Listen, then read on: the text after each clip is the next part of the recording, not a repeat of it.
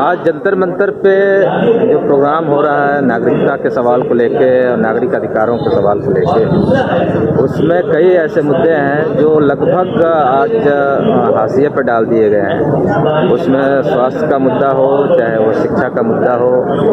या रोजगार का सवाल हो, या सांप्रदायिक सौहार्द का सवाल हो। इसी कार्यक्रम में एक शिक्षा अधिकार कार्यकर्ता निरंजन जी हमारे साथ जुड़े हुए हैं। मैं उनसे जानना चाहूँगा कि जब पूरी दिल्ली एक तरह से जल रही है, तब इन मुद्दों पे कौन सुनेगा और कौन बात करेगा, ये थोड़ा इसके बारे में आप बताइए। पकड़ लीजिए। आपने बहुत ही वाजिब सवाल पूछा है कि आज अगर दिल्ली जल रही है और एक्चुअली दिल्ली को लोग जो हमारे हुक्मरान हैं वो जला रहे हैं सुनियोजित तरीके से प्लान जो है। ऐसे समय में कैसे हम लोग शिक्षा के सवाल पे, स्वास्थ्य के सवाल पे, रोजी रोटी के सवाल पे, अपने अधिकारों के जो अलग अलग जो अधिकार हैं हमारे कॉमन मास की, आम जनता की, उसके सवाल पे हम कैसे आगे बढ़ें। मेरा ये मानना है कि ये हालात सिर्फ और सिर्फ इसलिए हुए हैं कि जो हमारे मौलिक सवाल हैं, बुनियादी सवाल हैं, उस पर किसी का ध्यान जा नहीं रहा, या तो उनको उसमें विभ्रमित करने की पूरी कोशिश की जा रही है। और जैसा कि आपको मालूम होगा कि शिक्षा के पूरे बुनियादी हक पर इस तरह से सरकार ने मौलिक अधिकार के बावजूद, जो RT एक्ट 2009 हम लोगों को मिला हुआ उसके 10 साल होने जाते हैं, लेकिन उसके बावजूद इस तरह से सरकार उस पर हमला कर रही है, उसमें बजट नहीं दे रही है, उसके RT के कानून में जो नॉर्म्स हैं, जो स्टैंडर्ड्स हैं, उसके हिसाब से जो स्कूल हैं वो तैयार नहीं। तो ये सारी चीज़ें हैं। इस स्थिति में हमको लगता है कि इन सारे मुद्दों पे बात करना बेहद जरूरी है। एक सवाल और है कि जब से राइट टू एजुकेशन एक्ट आया, उसमें भारत में जब लागू किया गया, तब से अब तक करीब करीब 10-11 साल हो गए उसको लागू किए हुए। शिक्षा की हालत तो और गड़बड़ होती जा रही है। स्कूल तक बंद कर दिए गए। जहाँ स्कूल बंद करने थे, मैंने और खोलने थे, और जो थे वही बंद कर दिए गए। तो अब यहाँ से कैसे, क्या सोच रहे हैं, किस तरह से आप लोग देख रहे हैं कि हालात खास करके शिक्षा के हालात पे आप बात करें। बिल्कुल ही सही कह रहे हैं कि तकरीबन 2 लाख स्कूल तब से बंद हो चुके हैं पूरे देश भर में, और भी स्कूलों को बंद करने या विलय करने की तैयारी है। सरकार का इसमें तर्क ये है कि वो अच्छी सुविधा देना चाहते हैं, अच्छी सुविधा देना चाहते हैं, बच्चे वहाँ कम पढ़ रहे हैं, इस तरह के तमाम तर्क हैं, और इसलिए हम स्कूलों को इसी प्रीटेक्स्ट के आधार पर बंद कर रहे हैं। हमारा ये कहना है कि पिछले 10 सालों में सरकारी स्कूलों के जो नॉर्म्स एंड स्टैंडर्ड थे, उसको जो लागू होने का रेट वो अभी तक 12% स्कूलों में, 12.7% स्कूलों में ये सरकारी आंकड़ा है जी, इसके RT एक्ट कंप्लायंस हो पाया है। अब आप देखिए पूरे देश भर में स्कूल बंद हो रहे हैं, बच्चे स्कूल पहुंच नहीं पा रहे हैं। दूसरी तरफ इन्वायरमेंट का स्तर सरकार बताती है कि 95% इन्वायरमेंट है, साफ पेयजल की व्यवस्था है, शौचालय की व्यवस्था है, सेपरेट टॉयलेट की व्यवस्था है, लेकिन वो जमीन पे कहाँ है, कितना फंक्शन, ये नहीं। अब उसमें आप ये समझ लीजिए कि अगर मान लीजिए कि ये पूरा जो स्कूल है अगर बंद हो रहे हैं तो उनको उनसे नुकसान किसको और फायदा किसको।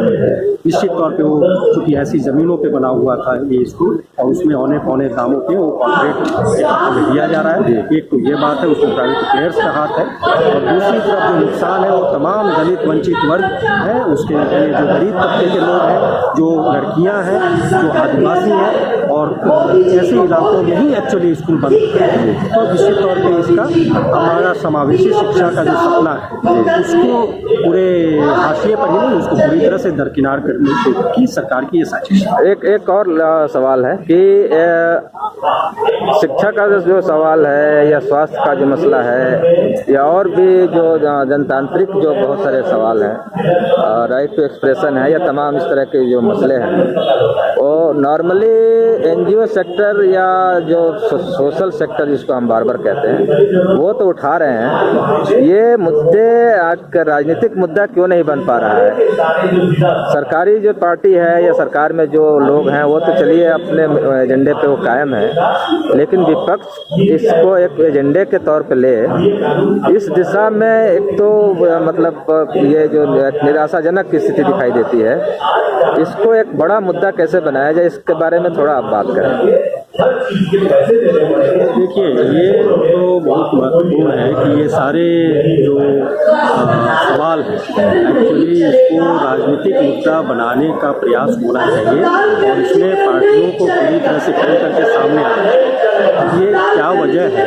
कि तमाम जो राजनीतिक पार्टियां हैं असलियत में जैसे लगता है कि अराजनीतिक होती जा रही है या कुछ खास मुद्दों तक ही सीमित है,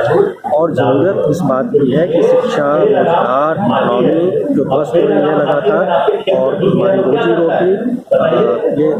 तमाम जो मसले हैं, स्वास्थ्य, इन मसलों पे अगर सरकारें खुल करके बात करने लगे और इस पर जो